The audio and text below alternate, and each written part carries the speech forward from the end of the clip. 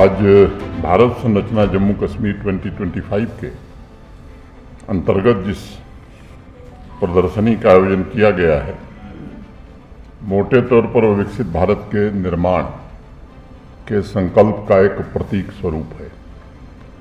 आप सब जानते हैं, एक लंबे समय तक भारतवर्ष भाग्य के भरोसे चला करता था। 2014 में एक बदलाव हुआ देश में और उसके पश्चात भारत एक नई सोच, विकास के नए संकल्प, नए लक्ष्य और एक नए रोड मैप के साथ ग्लोबल सुपर पावर बनने की दिशा में तेजी से अग्रसर हो रहा है।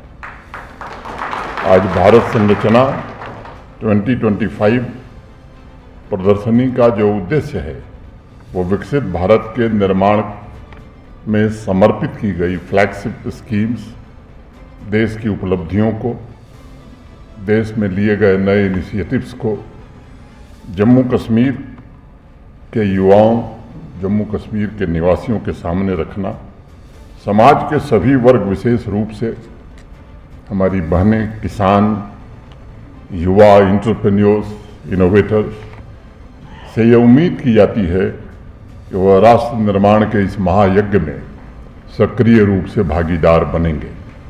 आज इस बात से कोई इनकार नहीं कर सकेगा कि भारत के वर्तमान प्रधानमंत्री श्रीमान नरेंद्र मोदी जी के नेतृत्व में पिछले 11 वर्षों में एक नए गौरव और एक नए वैभव का अनुभव देश कर रहा है।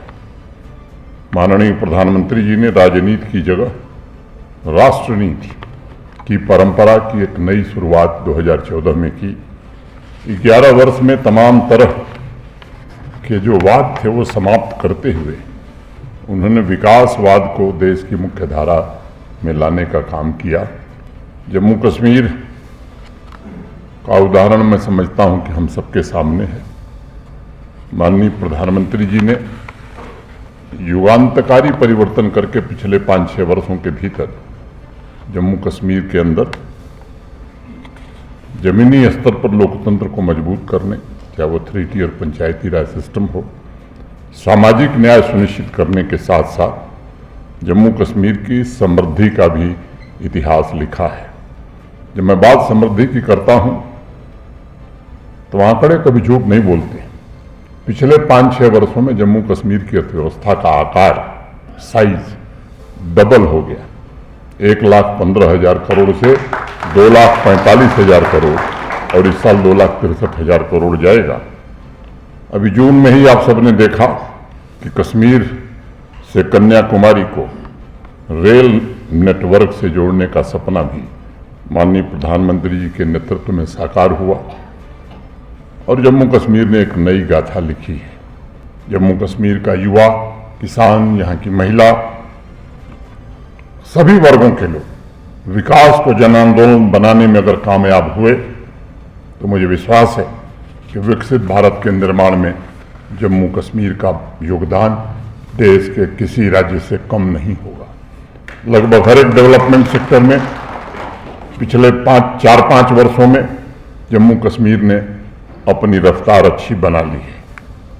किसानों के लिए बीज से लेकर बाजार तक होलिस्टिक एग्रीकल्चर डेवलपमेंट प्लान के अंतर्गत जो 29 इनिशिएटिव्स शुरू किए गए हैं, मैं आश्वस्त हूं कि आने वाले 4 वर्षों में जम्मू कश्मीर की इकॉनमी में जो योगदान एग्रीकल्चर और एलाइड सेक्टर का था वो निश्चित रूप से दुगना हो जाएगा। एक्सपोर्ट हमारा पिछले 4-5 वर्षों में हैंडलूम और हैंडीक्राफ्ट का दुगना से ज़्यादा बढ़ा है।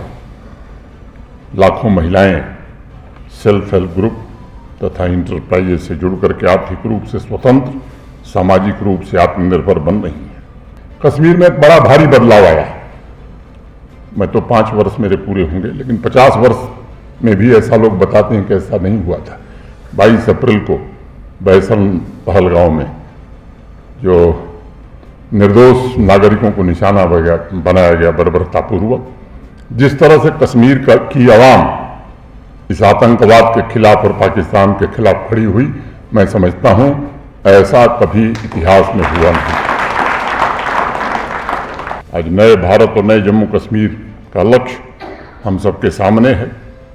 2047 में विकसित भारत के साथ साथ विकसित जम्मू कश्मीर का निर्माण करना, ये हमारे युवाओं की प्राथमिकता होनी चाहिए। पूरी शिद्दत और पूरी ऊर्जा से मंजिल पाने के लिए हमें जुटने की आवश्यकता है। भारत सरकार के पास ऐसी हजारों स्कीम्स हैं जो आपकी उड़ान को पंख देने के लिए तैयार हैं। इस परिवर्तनकारी यात्रा में आपके संकल्प, आपकी दृढ़ इच्छा शक्ति से जम्मू कश्मीर में नए युग का प्रारंभ हो सकता है। अभी खटाना साहब ने कुछ कहा, 22 के बाद कुछ टूरिस्ट स्पॉट बंद किए गए थे, उसमें से काफ़ी खोल दिए गए हैं और उस दिन मैंने कहा था कि फेज वाइज बाकी भी खोल दिए जाएंगे।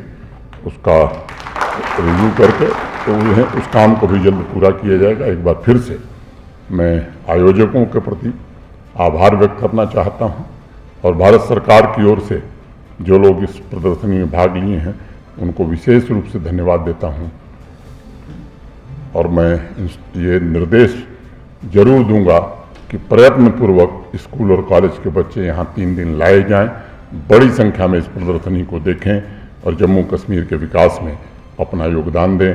बहुत बहुत धन्यवाद। जय हिंद, जय भारत।